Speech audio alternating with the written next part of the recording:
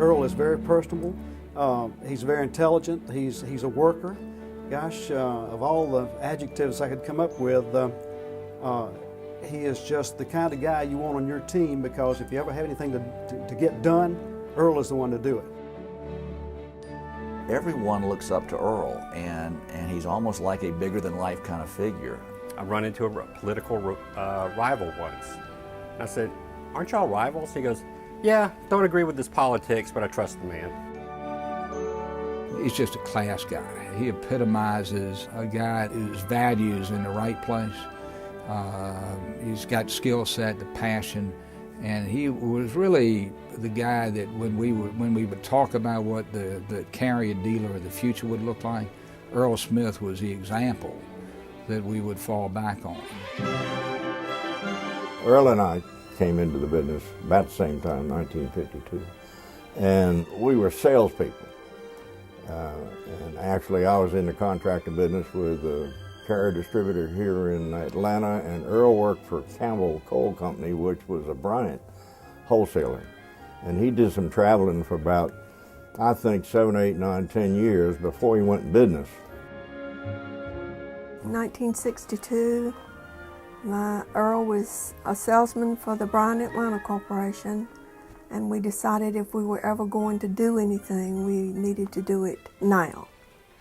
So I went back and took a brush-up course, going to work, and then found out that I was pregnant, so I became his first employee of E. Smith Heating and Air Conditioning.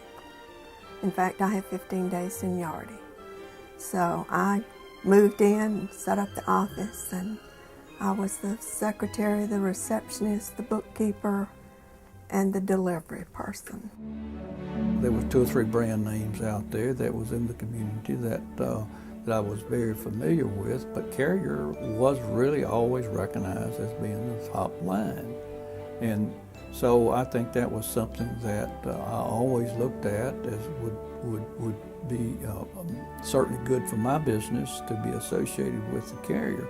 That relation, the Carrier product, as distributed by the Mingleoff Corporation and the people they have, I think the decision was very easy. The relationship has been tremendous.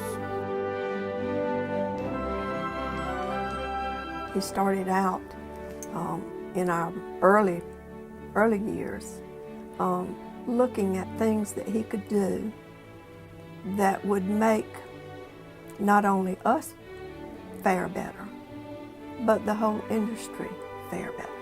When we first came to Cobb County, there were no codes. So you could do pretty much whatever you wanted to do. And he wrote the first codes in Cobb County.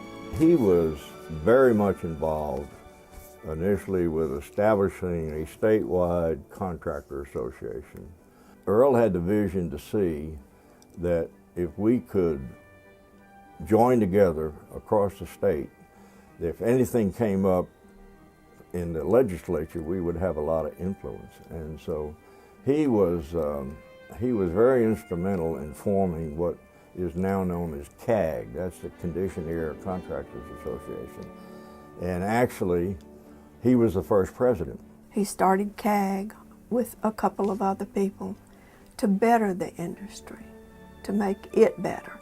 And I think people out in the industry respect him for that. He was not doing it for E. Smith Heating and Air Conditioning alone. He was doing it for the whole industry. He sort of carried that whole philosophy into his community involvement too. He's done a lot of fundraising in our community, and one of the things he's so good at is finding people that perhaps in other circumstances might be competing or might not get along so well, bringing them to the table to accomplish a common goal. I think he just sees that as doing the right thing. He looks at it not as an opportunity to advance himself or the company in particular, although we may benefit down the road from those activities, but he looks at it as a way to build a better community. I can't think of any project that he turned down through the years when you asked him to serve. I think that helped his business immeasurably, which frankly reflected well on the brand Carrier. This company's just been a model for customer service, and it's Earl's values that bleed all the way down to the service technicians, the installers, and everybody else to make it happen. This company instinctively does the right thing by the consumer. I think what he would like his legacy to be is for people to just say he was a good person who cared about his family and his community. A very positive person. Always sees the good, skims over the bad. Southern gentleman, great businessman, great leader, great family man, great philanthropist, just great person. But I don't think you can describe Earl's legacy now because Earl's not finished, and I don't know what else Earl's going to tackle. But I know that if Earl commits to it, it's going to get done right, and he's done so much for so many others.